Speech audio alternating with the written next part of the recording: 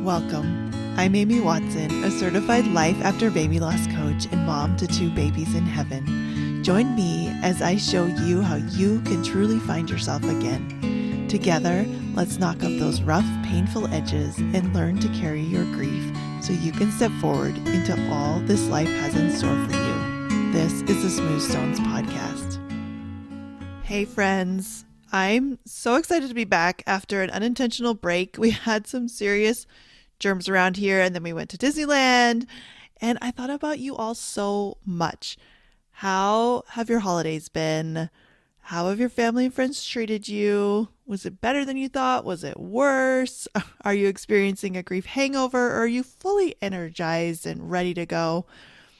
I got to visit my little girlie Lauren at the cemetery, and it was really heartwarming to see all the decorations and people, and there were candles lit for everyone who had passed on. And I think it's so funny that the cemetery at night is so far from scary to me now. It's one of my favorite places. I know that's not everyone's experience, but I love it. During this past little while, my cycle was at its lowest, my hormones, all through my trip and the holidays. So now that I'm back in my spring season of my cycle, I'm feeling so ready to get back to work. And I want to clean all the things, and it's a good time. As I record this for you, it is just a few days until the new year. Most of the messages we get turn immediately from like, bye, bye, bye, get ready for the holidays, all the hustle and bustle, to diet, diet, diet, join a gym, organize your house, and all this stuff you just bought, and organize your money, aka face what you charged on your credit cards. Most of those come with an undertone or outright messaging that there is something wrong with you. You're disorganized, you're bad with money, you are overweight, you have no self-control, you're always late, or you're too uptight about time, you don't travel enough. You promised you'd do this last year, and look at you, like you have the same goals every year and nothing ever changes, or you started and you failed. Yeah, are you feeling me? And so we get these messages, and we also say these things to ourselves internally. So I want to ask you, what is your inner critic stuck on right now? What are you thinking about you and your life and your home and your body and all of these things? What came up when you went to your childhood home or you had people in your house? When we're grieving, all of this can be extra sensitive as well. So not only are you looking at what needs to change, you might have zero motivation to do anything. Life looks pretty bleak. Going into another year without your baby is paralyzing. And not knowing if you can have what you want makes you feel hopeless. It can be super tough, so please be gentle with yourself. Today I'm going to share some of my best tips for starting the new year in a different way. I want you to stop listening to all this messaging that really doesn't help us. Like, we know it doesn't help us, and yet every year we just keep trying to do it, and we know that the definition of insanity is continuing to do the same thing and expecting a different result. Well, I want you to slow down. Listen. I'm going to share some of my best tips for starting the new year in a different way, and I am going to go much more into depth with these practices if you come into the Cozy Place. It's my New Year's program where we will start your year off in a calm, quiet, warm, and cozy way. It's a group that will be full of like-minded people that you can truly bond with, and I know so many of us are just missing that right now. I'll be teaching and guiding discussions to help us feel supported and hopeful for the future. There's going to be a link in the show notes, or you can go to smoothstonescoaching.com and click Get Support to get all the details. So let's talk about the new year. We just passed the winter solstice, which is the shortest day of the year. It's dark, depending where you live. It's cold. Birds have mostly flown south. The leaves are off of the trees. Everything is just a little bit harder, like getting going in the morning, in the cold, in the dark, and like if you have to scrape windshields or shovel snow, you know what I'm talking about. And then someone arbitrarily decided we should have huge celebrations and lots of hustle and bustle and events and pack it all into this season. Also, this should be the new year, the time to get moving and start new things and fix all our problems and rah, rah, rah. Like, what? This is all made up, my friends. If it's not working for you, it might just be because we're going against what the earth is saying in winter. Let's try listening. What is nature telling us? What is it telling you? What do you naturally gravitate to this time of year? For me, it's soft blankets, warm herbal tea, staying in bed a little bit longer, slowing down, and I especially love my sweaters this time of year. It might be putting on a little cushion of fat to keep me insulated. What if instead of berating ourselves for this, we allowed it and we embraced it? What if there is literally nothing wrong at all with this? Here's what I think will help you embrace this season. I love that the Swedish have a word for it, and I had to look it up multiple times to see how you pronounce it. And I'm still probably going to pronounce it wrong. It is not what I thought. I thought it was Hygge, but it's Hygge. And Hygge is about taking time away from the daily rush to be together with people you care about, or even by yourself to relax and enjoy life's quieter pleasures. It has a cozy quality that makes a person feel content and comfortable. Or another definition is invoking or fostering a sense of coziness, contentment, and well-being. I love this, and I feel like if you're on social media, you've probably seen things about Hygge and it was really like soft things and soft colors and soft blankets and warm things and more of like creating an atmosphere. But I loved when I read these definitions, how much it included people. Or being by yourself. If you're like me, I'm an introvert. My most favorite thing is to like be with a book, maybe not a whole bunch of people, but I think it can be both, right? So finding a group of people that you are comfortable with, which is what it said, right? We want people we're comfortable with, not just people we can connect with. That's what we're creating in the cozy place as well. And I'm so excited about that. So let's talk about nestling in and creating this for ourselves. I envision a sweet puppy moving blankets around on their little bed, turning around 3 times and collapsing into the softness. Or a pile of bears inside their den just snuggling together for warmth. I want to ask you, how can you snuggle and nestle into this season? What do you envision? What's that picture you want to create? What's that environment you want to create? Create it. Many animals hibernate this time of year. Some of us might say we want to sleep through the season, but we know we can't. Why? What messages do you get about slowing down and resting?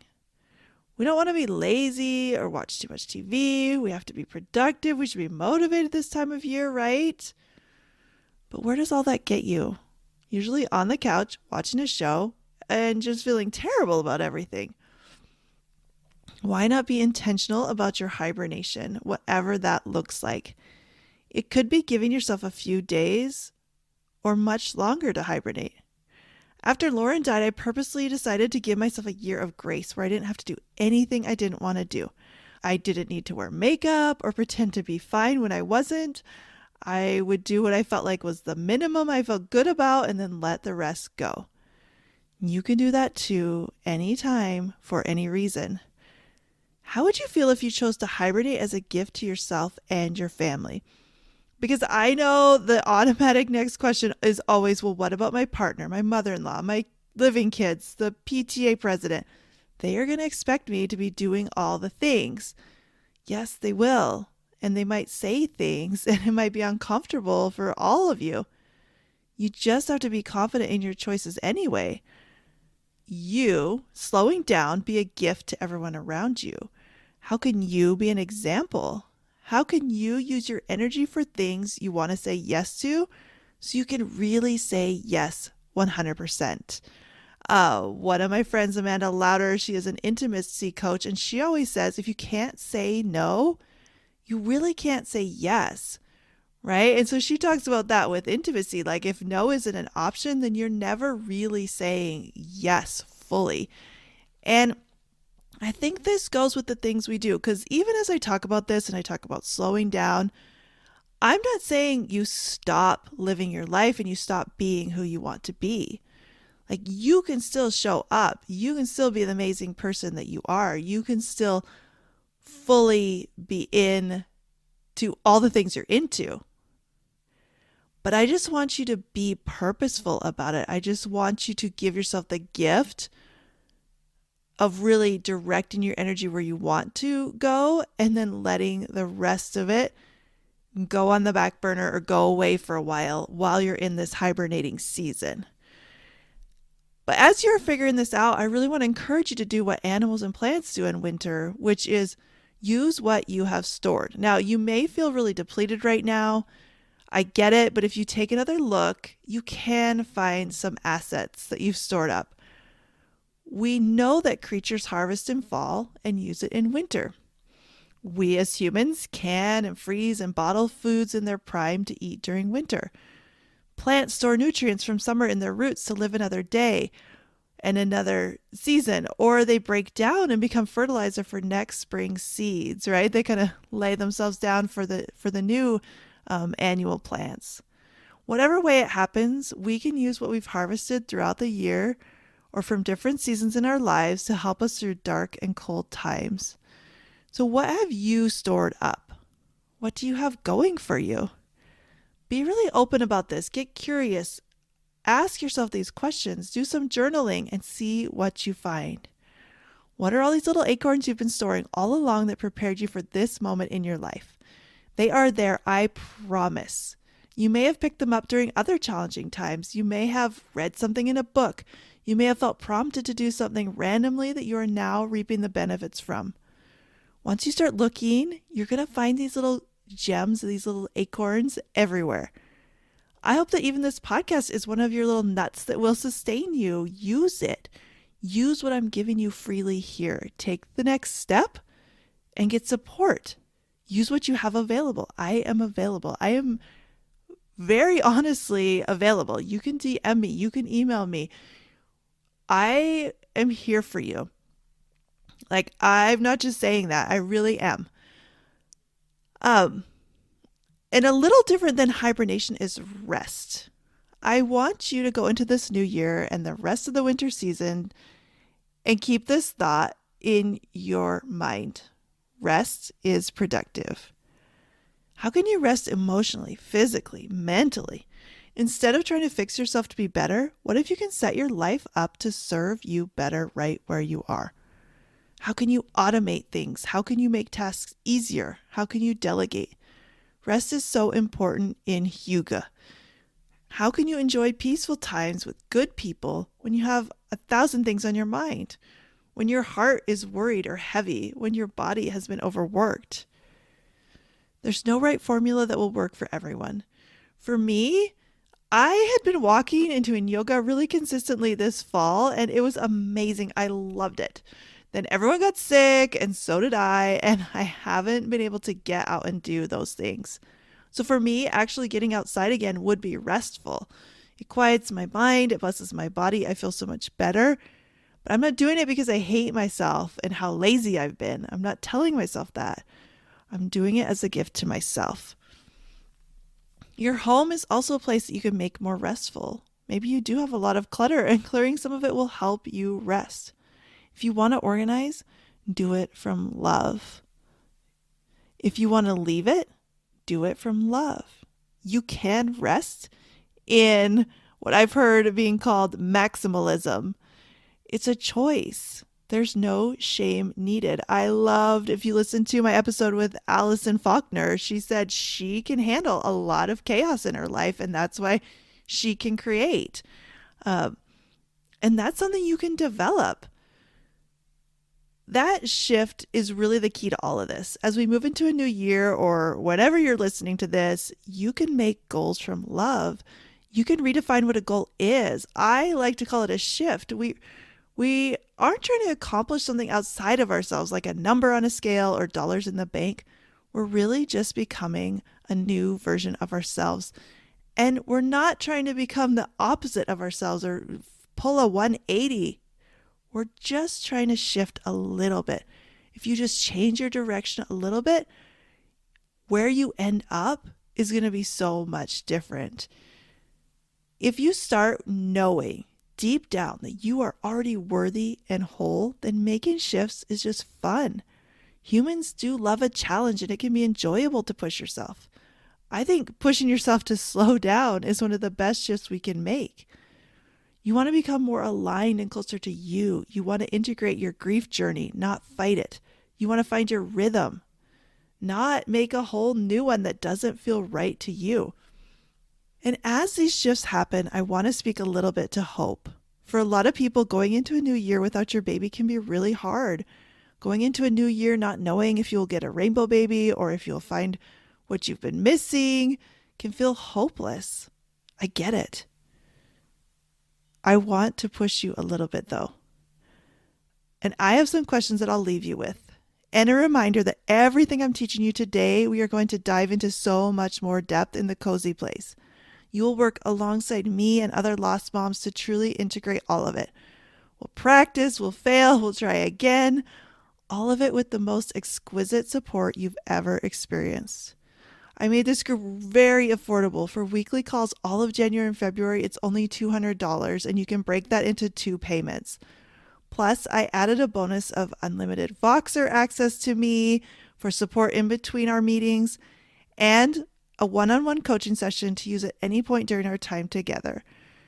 Those 2 things alone are worth the price, but you're also going to get lasting friendships, real connection, and so much peace, warmth, and comfort.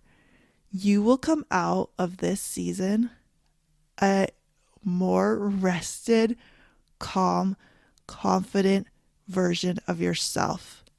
You deserve it. Come into the Cozy Place. Okay, we are going to talk about reigniting hope during the new year. I want you to ask yourself, what story are you telling? We all tell stories about our lives, and we think that they're just true because our brain sees things a certain way. And it's why 2 kids can be raised by the same parents and have totally different experiences. Or, I was just at Disneyland and say there's the roller coaster, there's Incredicoaster. It's the big roller coaster that does a loop-de-loop and goes really fast. 2 people could ride that roller coaster. One comes off grinning from ear to ear. One comes off looking for the nearest garbage can to throw up, right? It's not the things that happen. It's the story we tell. And so one person is going to say that was the most fun, and another person is going to say that was horrible, right? But it's the same roller coaster. So what story are you telling? You have to take a step back and recognize that what's going through your brain isn't necessarily true. It's just your version of the truth. What story are you telling about last year? What story are you telling about this year coming up? And what story are you telling about you and your ability to get the things you want and to find the happiness and the peace that you want? We don't have control of everything that happens to us, but we do have control of how we look at it. Even in the deepest griefs, you can still tell a story that serves you and helps you. That's how you start the year in a different way. You focus on aligning with the season. You nestle in, you rest. You create shifts that come from love. You believe in good things to come, even if you can't see them yet. They are coming, and they are here now. I believe that with all of my heart. All you need to do is find them. I would love to help you do that. I'll see you next time. Are you tired of feeling like your baby's death was somehow your fault? Go to smoothstonescoaching.com and get my free mini course, How to Stop Blaming Yourself After Loss.